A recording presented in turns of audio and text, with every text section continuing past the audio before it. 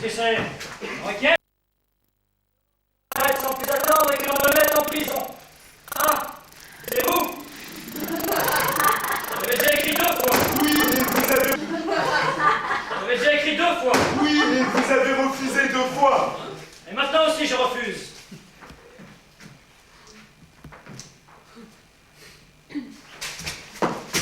Refusé?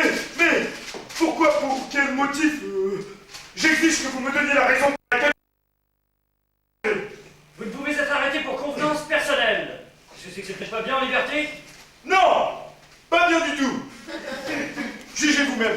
Tous les habitants de la ville ont été arrêtés. Tous sauf moi. Tous mes voisins, tous mes collègues de travail, mes connaissances. Qu'est-ce que je dis, mes connaissances? Tous mes parents, oncles, tantes, cousins, cousines. Ils sont tous été arrêtés. Ils sont tous dans votre prison. Et moi, je suis seul. Seul dans tout l'immeuble. Seul dans tout le quartier. Seul... Alors, dites-moi au moins pourquoi et qu'est-ce que ça veut dire? Pourquoi est-ce qu'on ne m'a pas pris, moi, hein?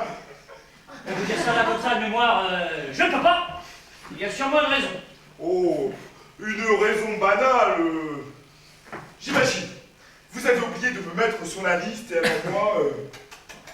Voilà, pour une simple négligence de je ne sais qui, c'est moi qui écope. D'ailleurs, je demande que l'on me mette sous les verrous sans plus attendre. Mais je ne peux pas faire ça, je vous l'ai déjà dit. Ce serait bien volontiers, mais je ne peux pas.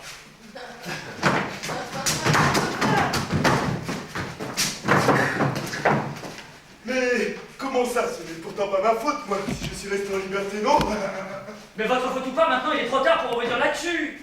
Attendez un peu, il y aura peut-être une autre fournée.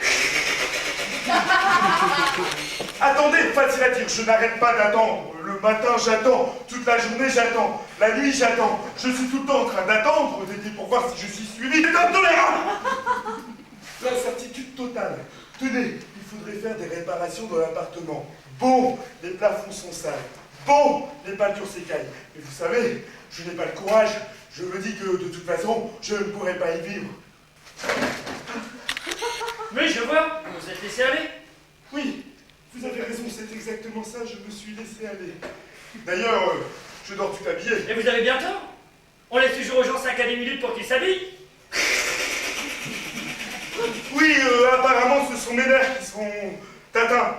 Mais ça n'a rien d'étonnant, vous ne pouvez pas vous imaginer. Chez moi, je suis seul, dans la rue seul, au travail seul. Vous avez beau dire, mais être en liberté tout seul, ce n'est pas drôle, c'est sinistre même. Et moi, pourquoi n'est-ce pas sinistre pour moi? D'accord, je suis directeur de la... Oui, oui, oui. Mais vous logez ici. Vous êtes tout le temps avec des gens, non? Non, voilà pas. Alors, les gens se plaignent d'être à l'étroit. On leur donne un appartement individuel. Et ben, avec un appartement individuel, et même un immeuble entier pour lui tout seul, ça ne va encore pas. Il réclame une cellule maintenant. Ce n'est pas une station balnéaire, ici. Toute la ville est là. Mais vous savez, ils sont à l'étroit. On peut vivre à l'étroit quand on a tous les droits. Ah mais pour ce qui est des droits, ça c'est sûr, personne ne se plaint. Repas chaud 3 fois par jour. Ah! Tenez, vous voyez? Et moi, les brasseries sont fermées, les pizzerias sont fermées, les restaurants sont fermés, j'en suis réduit aux conserves! Mais c'est pas si terrible. Si vous en avez assez des conserves, faites-vous de la soupe. Oui, mais ça encore, ce n'est rien. Mais l'homme ne peut pas vivre sans ses semblables. Il lui faut les contacts. Il faut qu'il échange des pensées, qu'il réconforte, qu'il se plaigne, qu'il aime. Vous ne pouvez pas vous imaginer comme c'est démoralisant de savoir qu'ils sont tous là, quelque part, tous côte à côte en communauté, pendant que moi je suis seul, inutile et exclu. Bon, profession. Guide touristique. Guide touristique. Alors c'est ça. Moi, je vous incarcère. Oui. Et s'il arrive une excursion, et des étrangers en plus, qu'est-ce qui va se passer? Qui leur montrera les monuments? Eh bien, des touristes, il n'y en a pas si souvent, et si ça se présentait, ils n'auraient qu'à prendre un guide de chez eux. Ah oui. Mais vous conviendrez qu'il vous incombe à vous, l'unique représentant de la population locale, une responsabilité considérable. Et vous vous en déchargez sur le premier venu. C'est une attitude, je dirais, bien peu conforme à celle d'un citoyen Ah oui, je dois vous avouer que sur le chapitre du sens civique, il y a longtemps que je ne suis plus très au point. Ah, et qu'est-ce qui vous fait dire ça? Oh, eh bien, tout me porte sur les nerfs, la radio, la télévision, aucune envie de lire les journaux. Ça passera. Je pense que tout vient du fait que vous mangez froid. Ah. Mettez-vous à la soupe et tout reviendra. Qu'est-ce qui se passe? Qu'est-ce qui se passe? Calmez-vous. Mais qu'est-ce qui se passe là, sergent? Rix? Ah non, pas du tout, camarade directeur. C'est mademoiselle Marousta, en 27, qui fait un scandale. De quoi s'agit-il? Qu'est-ce qu'on lui a fait? Elle est prisonnière prépare la mise en scène de Hamlet, prince du Danemark, pour la journée d'aviation. Et elle exige qu'on lui donne le rôle de Hamlet. Et alors, pourquoi ne le lui donne-t-on pas? Mais c'est un homme, Hamlet. Ah bon? Qui? Elle dit que lui, qu'est-ce qu'elle n'en sait rien? Ah si, elle le sait, on lui a tout expliqué. Et le directeur d'Anthropotique lui a expliqué. Mais elle reste sur ses positions. Un homme qu'elle dit, envoyez une affaire. Et c'est Stanislavski, c'est une femme qui peut Hamlet. Alors moi aussi, je veux jouer qu'elle dit. Bon, très bien, sergent. Allez dire au directeur de la troupe qu'on lui donne ce rôle. Et pas de scandale. Si. Voyons, camarade directeur, vous croyez vraiment qu'il obéira? Nous lui avons déjà conseillé, hein. Mais lui, il dit, mêlez-vous de vos affaires, je n'ai pas à dire sur ordre de la direction, qui dit. Bon, très bien, sergent. Rompez! Si. Ils arrangeront entre eux? Tenez, vous voyez, ils sont autonomes, ici, là. Le théâtre, la vie. Alors que moi, je ne peux même pas aller au cinéma, ils sont tous fermés! Bon. Si les spectacles vous manquent, on pourrait voir vous inviter ici quelquefois. Oh. Le soir. Pas le matin, hein, ni l'après-midi. Non! C'est une demi-mesure. Et après, il faudrait que je retourne dans mon appartement, il est froid. Et puis, si vous voulez savoir, j'ai même peur de dormir. Et vous avez bien tort. Qui craignez-vous? Il n'y a personne, tout est calme. Un silence de mort! Oui, un silence de mort. Mais vous savez comme c'est affreux, ça. Dans la journée passe encore, il y a des haut-parleurs à tous les carrefours. Ça donne malgré tout une illusion de vie. Non, camarade directeur, je vous le déclare de la façon la plus catégorique, je ne peux plus vivre comme ça. Il faut que vous m'arrêtiez aujourd'hui même, à l'instant. Sinon, je dépose une plainte en eux. Mais vous l'avez déjà fait, semble-t-il. J'ai écrit au colonel, mais je n'ai pas reçu de réponse. J'écrirai encore, je suis sûr que finalement, on vous obligera à satisfaire ma demande. N'allons pas faire de pronostic. Pour l'instant, je ne vois aucune possibilité. Je vous le répète, je n'ai pas le droit de vous incarcérer sans motif. Ah, mais quel motif vous faut-il? Eh bien, ne serait-ce qu'une dénonciation, une vulgaire dénonciation. Ah, mais d'où voulez-vous qu'elle vienne, cette dénonciation, puisque je n'ai ni voisin ni collègue de travail? Eh bien, pas forcément d'un voisin. Cela peut être aussi n'importe quelle bonne volonté. Une dénonciation désintéressée est encore plus convaincante. Mais comprenez-moi, pas âme qui vive. Où irais-je prendre une bonne volonté? Non, ça je ne peux pas compter sur une dénonciation. Et d'ailleurs, pourquoi faut-il absolument une dénonciation? Et je vous le déclare moi-même, je ne suis pas un bien pensant. Ah? Et comment cela se manifeste-t-il? J'ai de mauvaises pensées. Combien de fois par jour? Oh, pas beaucoup. 5 fois. 5 fois. Non, 6. Parce que, vous voyez, depuis que je me suis mis à réfléchir sur notre vie, eh bien la question qui me tourmente le plus, c'est pourquoi est-ce qu'il y a tant de gens qui ne sont pas d'accord? Parce qu'enfin, si toute la population, toute la ville est en désaccord, c'est bien qu'il y a quelque chose qui ne tourne pas rond. C'est donc ça, vous êtes un dissident. Oui, si vous voulez. Mais alors quittez-vous là, vous calomniez, je vous plaisantais. Camarade directeur, permettez-moi de vous faire mon rapport. Allez-y. Le décorateur fait des décors abstraits, là. Et vous avez parlé avec lui? Nous avons essayé de le convaincre que ce n'était pas bien du tout, que ce n'était pas typiquement shakespearien. Mais lui? Et lui, fixez-moi le camp, il a dit, je n'ai pas à vous demander ce que je dois peindre. Qui dit? Le public a passé les bornes, nous n'avons plus aucune prise sur lui. Camarade directeur, quelles sont les dents? Restez près du téléphone. Je vais m'en occuper moi-même.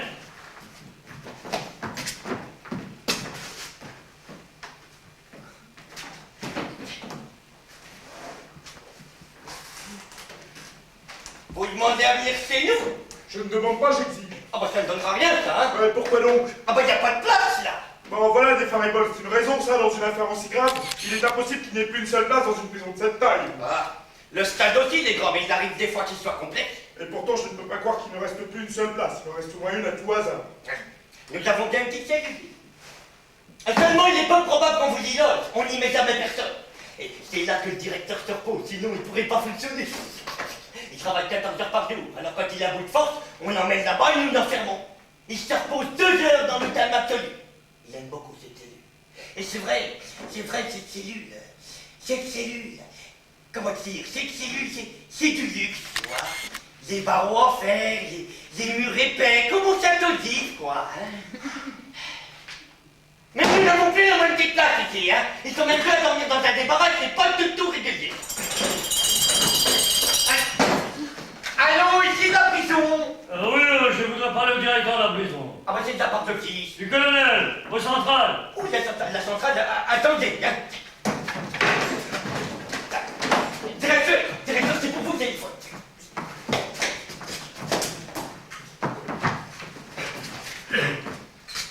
Allô, ici le directeur de la prison, j'écoute. Mais oui, mon colonel. Ce sera fait, mon colonel. Bien, mon colonel. Eh bien, voilà la réponse à votre plainte, c'est un refus. Comme vous pouvez le constater, ce n'est pas de la mauvaise volonté de ma part. Un refus? Mais pourquoi? Pour quelle raison? C'est un vrai coup monté. J'irai me plaindre au général, je vous mettrai à la raison, bureaucrate sans cœur démagogue. Vous criez que chez vous tout est fait pour l'homme, mais en fait, l'homme vous en tamponnez. Vous n'avez qu'une idée en tête, vous remplir les poches, la panse et les armoires, profitez en les joies de caméléon. Calmez-vous. Vous vous en allez. Je ne peux pas donc compter des déclarations proférées sous l'emprise de... Ça ne vous suffit pas? Eh bien, vous allez voir. Ah, donnez vos autorités! Eh ben, j'en crache dessus! Mais alors, qu'attendez-vous? Arrêtez-moi! Je suis un criminel, déjà! J'ai porté atteinte à votre idole, alors! Merci. Sergent, apportez-moi de l'eau. Si. Ah, c'est comme ça! Vous ne voulez pas me mettre en prison? Eh bien, j'irai tout seul! Mais répondez-vous. Mais donnez la lettre. Eh bien, donnez la lettre. Alerte! Et prenez-le vivant. Alors, j'écoute. Vous l'avez localisé? Dans l'escalier de secours? Bon, il ira pas très loin, mais souvenez-vous, ne pas tirer.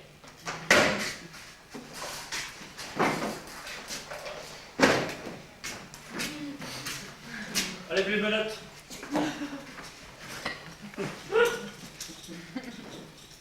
Mais aïe! Vous avez mal.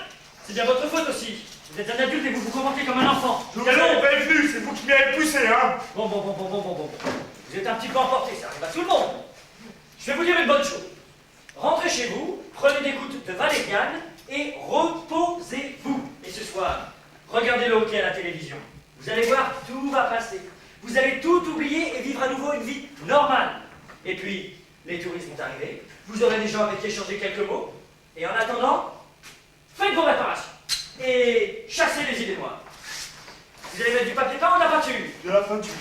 Et vous avez du blanc? Non. Je vais vous en donner. Sergent, allez aux entrepôts et faites porter un seau de blanc. D'ailleurs, en cas de besoin, vous pouvez toujours vous adresser à nous. On vous aidera, dans la mesure du possible. Pour ceux qui sont en liberté, on donne du blanc pour chasser les idées noires. Seulement, je vous préviens que ça ne changera rien, je me plaindrai! Alors, plaignez-vous, c'est votre droit. Je vous déclare que j'accepte votre blanc sans aucun sentiment de reconnaissance. Car ma situation misérable, je n'implique qu'à vous. Comme vous voulez. Sergent, accompagnez le visiteur sans quoi, avec le blanc, on ne le laissera pas passer. À bientôt! Portez-vous bien!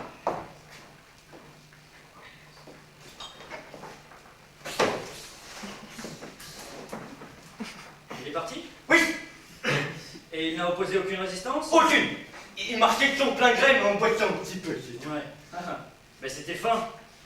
Oui, c'est bien dur celui-là. Il n'a pas fini de nous en faire voir. Mais mes camarades directeurs, pourquoi refusez-vous de le prendre? Si c'est ça dont il a besoin. Mais sait-on qui a besoin de quoi? Il faut penser les choses à l'échelle de l'État.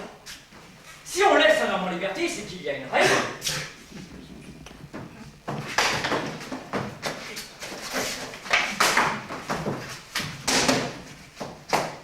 Alors pourquoi l'a-t-on laissé en liberté? Soyons logiques. S'il y a liberté, il faut qu'il y ait prison. Sans liberté, il ne peut y avoir de prison. liberté, il ne peut y avoir de prison, sinon c'est l'idée même d'isolement qui ne tient plus debout.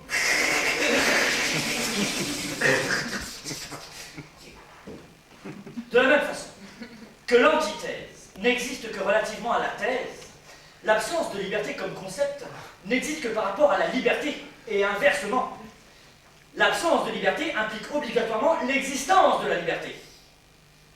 Ouais, autrement dit, l'existence des prisons implique obligatoirement l'existence de la liberté, comme idée, et par conséquent, l'existence de celui qui est porteur de cette idée, en l'occurrence de notre individu à qui j'ai donné le blanc. Mais du fait de sa psychologie primaire, mais peut-être simplement de son égoïsme animal, l'individu en question se refuse à comprendre qu'il n'est pas simplement un vulgaire habitant de cette ville, une personne privée, mais qu'il est porteur d'une idée, une sorte de contrepoids qui maintient le plateau de la balance au niveau nécessaire, la partie d'une unité contradictoire, en vertu de laquelle nous devons, vous et moi, le maintenir dans la situation qui est la sienne et le protéger comme la prunelle de nos yeux. Vous avez compris, sergent? Ah, compris, camarade directeur. M'autorisez-vous à partir? Allez. Attendez. Écoutez les ordres. Dans le but de prévenir toute tentative de fuir la liberté, j'ordonne le renforcement de la surveillance de la prison. Les gardes en poste sur les miradors devront se tourner face à la ville, leurs armes également braquées dans cette même direction. La surveillance de l'habitant qui reste devront être assurée nuit et jour. À chacune de ces sorties dans la rue, branchez les projecteurs et déclenchez toutes les sirènes. Compris? Ah ben compris, camarade directeur.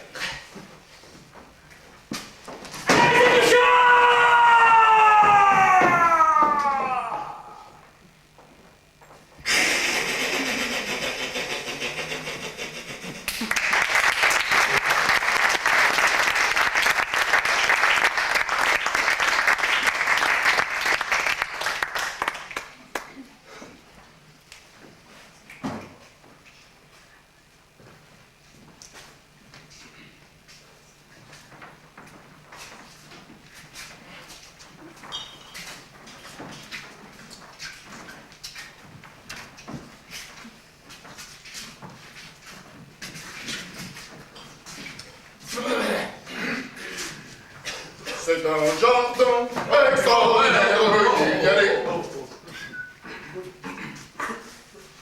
Je suis le pirate, seigneur des brigands.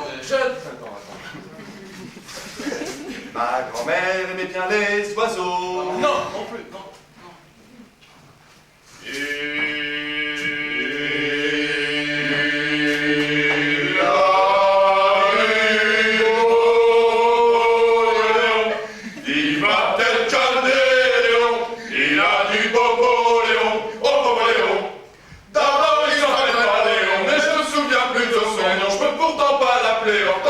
Ça n'a pas d'importance.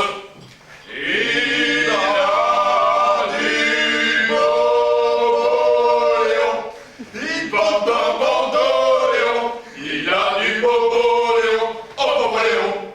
On l'a mené à l'hôpital pour le soigner. On l'avait mal, il s'était fait mal dans la rue, mais on l'a soigné autre part. Et il est mort. C'était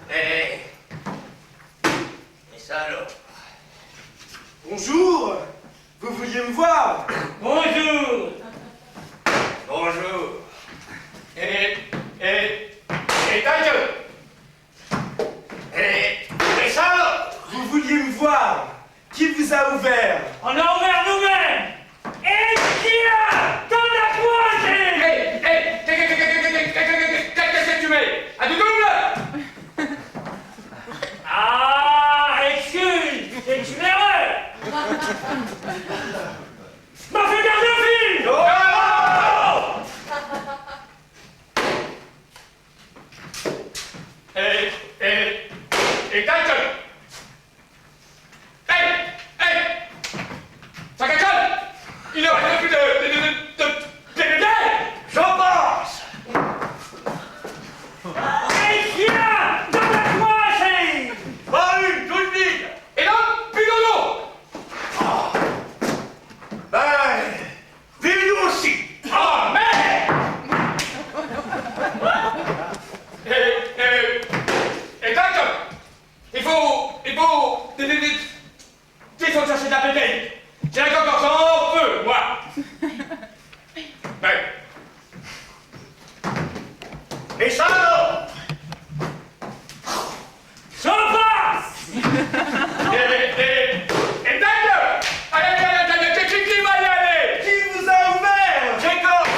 Tchekhov. Encore Pavlovitch. Putain, on a quand même le locataire, hein? Allez, descends chercher ta bière, mon vieux.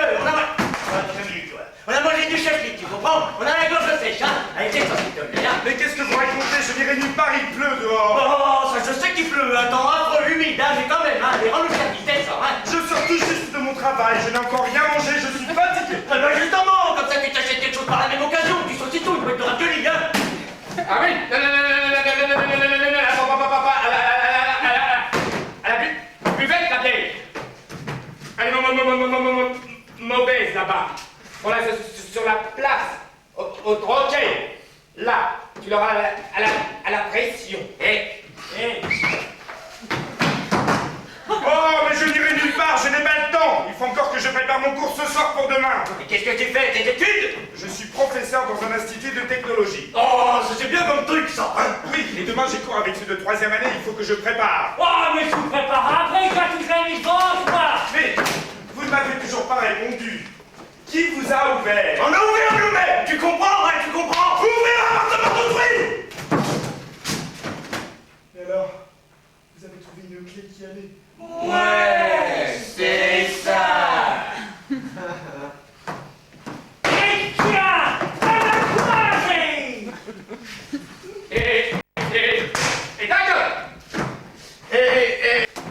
Et sors! Et tiens, dans la coiffée. Et ta gueule. Et sors! Bon, tu vas la chercher, cette merde, ou non? Si tu vas, vas-y tout de suite, sinon le troisième va fermer. Tiens, le bidon, ils n'ont qu'à le remplir! Et tiens, dans la coiffée.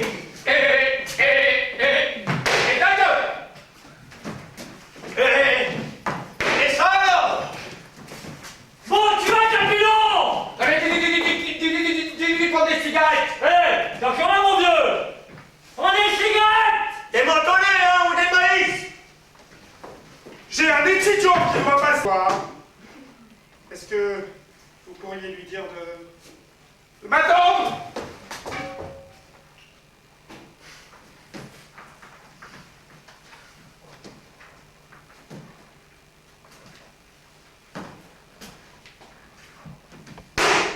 Et viens, de la tête coincée. Et tête. Tac. Et tête! Salaud! Et viens, de la tête coincée.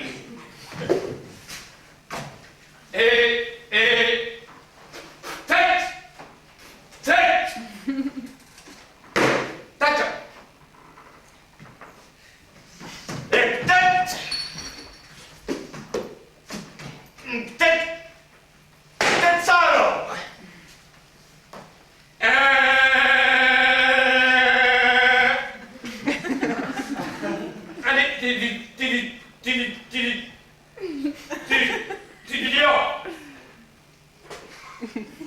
Allez, on avait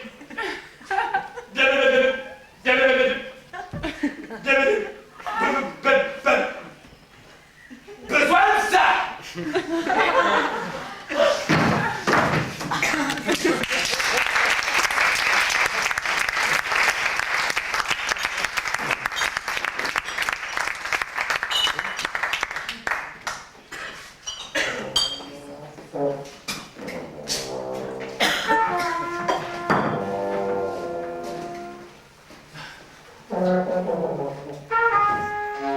La communication. Une réalité, un sacerdoce, une essence, un art. La communication, c'est moi qui vous parle. Un instant. Nous communiquons. C'est-à-dire que nous échangeons toutes sortes d'intériorités, pensées, sentiments. Un instant, vous dis-je. Et d'extériorité. Bonjour, par exemple. L'information. Par exemple, j'arrive chez vous. Non, pas vous. Et vous me dites quelque chose de... Un instant. Confus. Et moi qui communique, je vous réponds que votre difficulté à communiquer... C'est un exemple, vient de votre difficulté. C'est un exemple linguistique. Pardon, tout à l'heure. Et alors nous sommes là, tous les deux. Moi, le délégué principal auprès de la cellule de communication interne du comité intra-ministériel pour le développement des échanges humains, et vous, un kidam. Tout à l'heure.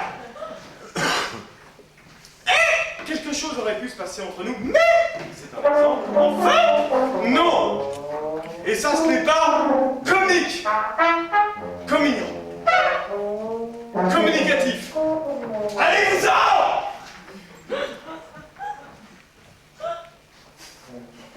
Catif, donc, canif, non, coiffeur, que sais-je, un autre métier.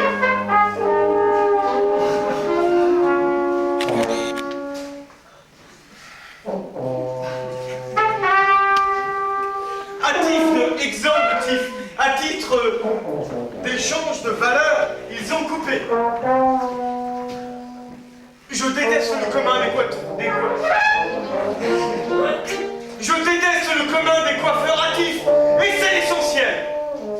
La communication, c'est moi qui vous parle de toute façon. Voilà, c'est un exemple. Voilà, voilà. Instant. À titre d'exemple, bien sûr.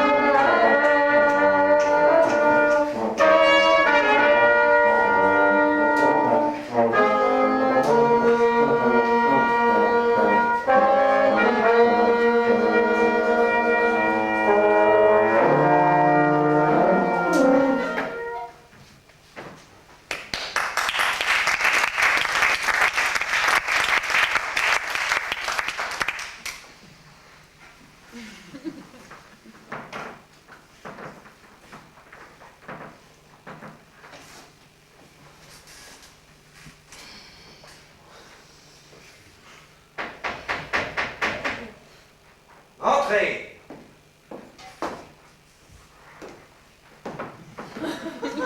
Bonjour, je suis le directeur du cirque. Faisons connaissance. Bonjour, faisons connaissance. Bonjour. Bonjour, faisons connaissance. Défaites-vous, je vous en prie. Défaites-vous, je vous en prie. Entrez. Asseyez-vous un moment.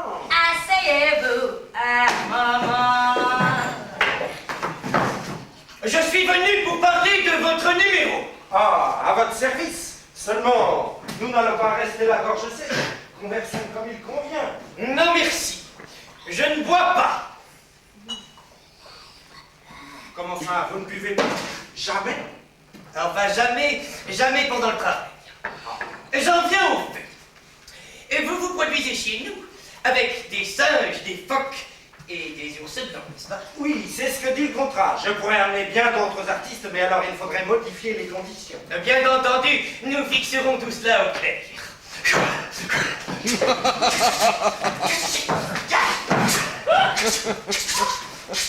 Oh, ne craignez rien. Ce sont mes souris. Elles adorent la compagnie. Dès que quelqu'un entre, les voilà qui rappellent. Allez, Oust, va-t'en. Bon. Elle a dû disparaître. Voilà. Je voulais savoir ce que vous pouvez nous proposer. Oh, mais tout ce que vous voulez. Dommage que vous refusiez de boire avec ces akouskis surtout. Qui a crié ça? C'est le perroquet, il adore la vodka, la solide schnaya. Il se passerait de manger, mais la vodka... Tiens, bois, André. Et vos animaux boivent? Oui, ils boivent. Pas beaucoup, mais ils aiment bien boire, oui. On me l'avait bien dit, mais je n'avais pas cru. On me l'avait bien dit, mais je n'avais pas cru. Et l'âne aussi boit? Et oui, ils boivent. Et les phoques aussi? Oh, les phoques aussi. Et les souris aussi? Les souris aussi. Mais les lapins? Oh, les lapins aussi. Tiens donc. Et le poney, se peut-il que lui aussi? Ah, le poney aussi. On me l'avait bien dit, mais je ne l'avais pas cru. Je ne pouvais pas croire que des animaux puissent boire de la vodka. Ce sont des créatures stupides, inconscientes. Qu'est-ce qu'elles peuvent bien y comprendre? Oh, excusez-moi, mais je ne suis pas d'accord avec vous. Mes animaux ne sont pas du tout stupides. Stupides! Ils sont intelligents. Ils sont même beaucoup plus intelligents que tout un tas de gens qu'il m'est arrivé de rencontrer. Seulement, voyez-vous, ils ne peuvent pas toujours exprimer leurs pensées par des mots. Mais moi, voyez-vous, je me suis habitué à les comprendre. On pourrait même dire que j'ai appris leur langage. Nous conversons de tout. Je leur fais même la lecture. Je leur ai lu Cro-Blanc, La Dame au petit chien, L'Aiglon, qui est le meilleur rôle de Sarah Bernard. Et comment ça? Moi qui pensais que le Sarah Bernard était un chien. Enfin bon, revenons à nos moutons. Donc, vous leur faisiez la lecture? Oui, et mes animaux écoutaient. Au bord des larmes, j'ai vu des larmes dans les yeux du poney. Les lapins reniflaient de façon suspecte. Non, je vous assure, ce sont des animaux d'une rare intelligence, plein de tout. Et des fauves? Vous en avez des fauves? Mais certainement. Léon Nikolaïevitch Tolstoï, montrez-vous.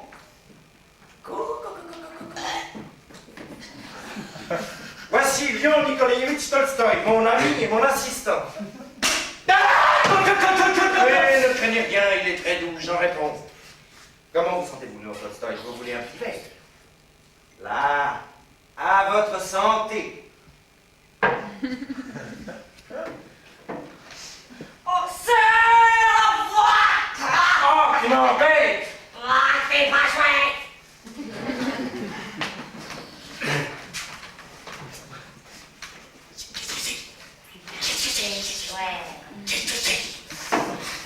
Oh, ne craignez rien. Ah, ben c'est un serpent. Il a senti l'odeur de l'alcool. Mais apparemment, il va remonter. Ah, je ne sais pas.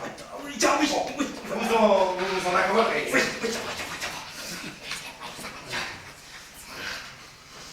Bien. Il est temps que je parte. Comment, déjà? Mais vous vouliez que nous parlions des numéros. Nous en parlerons demain, dans mon bureau. Oh, soit si vous êtes pressé, mais vous prendrez bien un petit verre avant de partir. Avant de partir, le coup de l'étrier. Non, mais je n'ai pas de... Oh. Laisse donc un petit verre, cher Angèle, de Harry Bleu. Va-t-il grêle?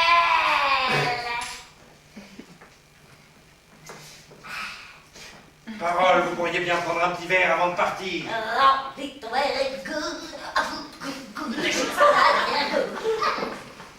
Du sec, à glu, glu, glu. À du sec, à du sec, à glu, glu, glu. À du sec, à du sec. Glu, glu, glu. Asseyez-vous, je vous en prie. Merci. Et quel est votre numéro avec le perroquet? Oh, il dit des verres. Dis-le! Tu vas dire où sont les tire-bouchons! Les tire-bouchons! Les tire-bouchons! Ah, ça c'est très bien. Quand c'est bien, c'est bien. Et que font les singes? Ah, ils font un numéro musical. L'un chante et l'autre l'accompagne. Une chanson à boire de Beethoven. Et comment ça, ils chantent avec les paroles? Ah, là, voyez-vous, nous avons un petit truc. Le singe ne fait qu'ouvrir la bouche Et c'est le perroquet qui chante. Il est caché derrière, dans une caisse. Mais c'est de la tromperie! Comment ça? Quelle tromperie? Juste un petit trucage de théâtre? Non, pas si petit que ça! Si les choses parviennent aux oreilles des autorités, on nous passera un savon. On dira, vous annoncez des singes chanteurs, et c'est une doublure qui chante à sa place. On ne peut pas plaisanter avec ces choses-là.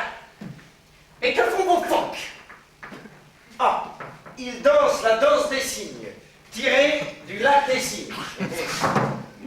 C'est le cygne, C'est le cygne, c'est le cygne qui danse. C'est le cygne, c'est le cygne, c'est le cygne qui danse.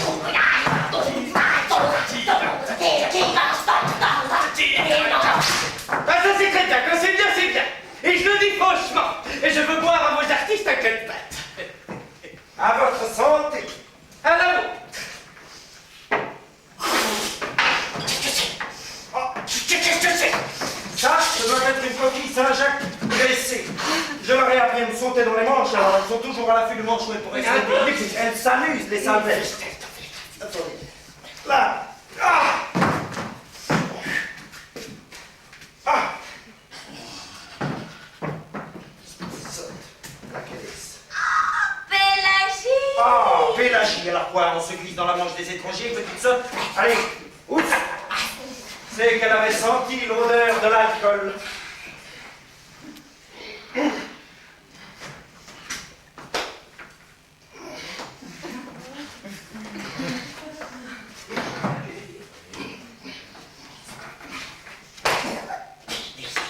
Merci.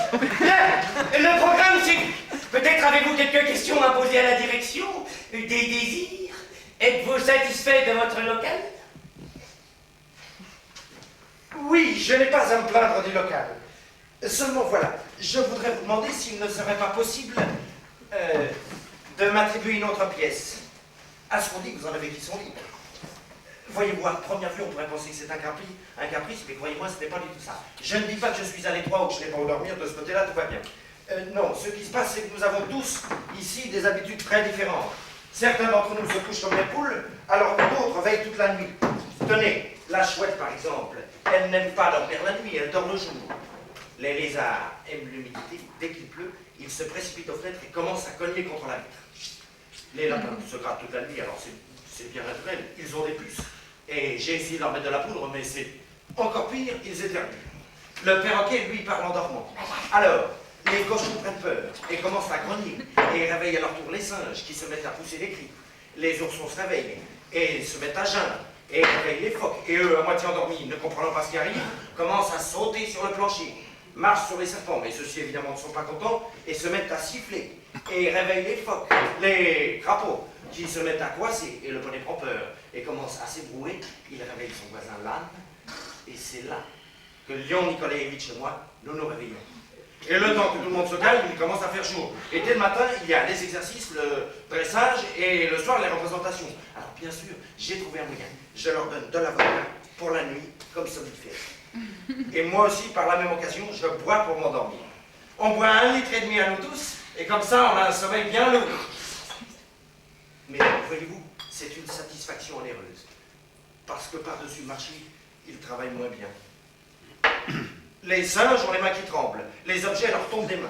Les cochons ont les pattes qui flageolent et ils doivent se déplacer sur le son de la musique, sur les pattes de derrière.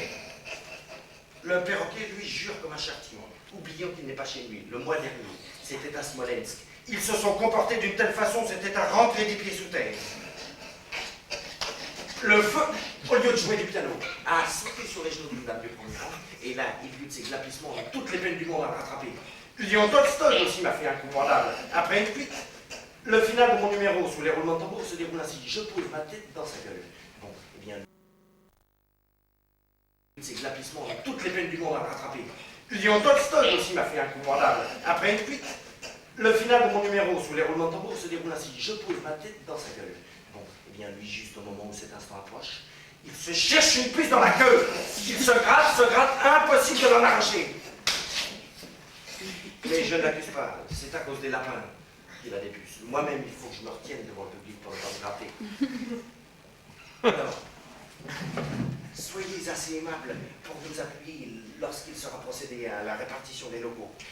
Au moins pour que les volatiles soient à part. Une pièce d'environ 8 mètres carrés, ça nous suffirait. Ce n'est pas pour y donner des balles. Ah, dans le tubidette, des balles, tout balle, dans le tubidette, des balles, tout balle. Bien, déposez une demande, ils n'ont qu'à signer tous là. On étudiera ça, on délibérera, et bien. Il est temps que je parte. Oh, attends! Vivons un coup, vivons en deux, à la santé des amoureux. Vivons un coup, vivons en deux, à la santé des amoureux. Il est le nôtre, il est le nôtre, il est le nôtre, il est le nôtre des autres. Et Lyon Tolstoï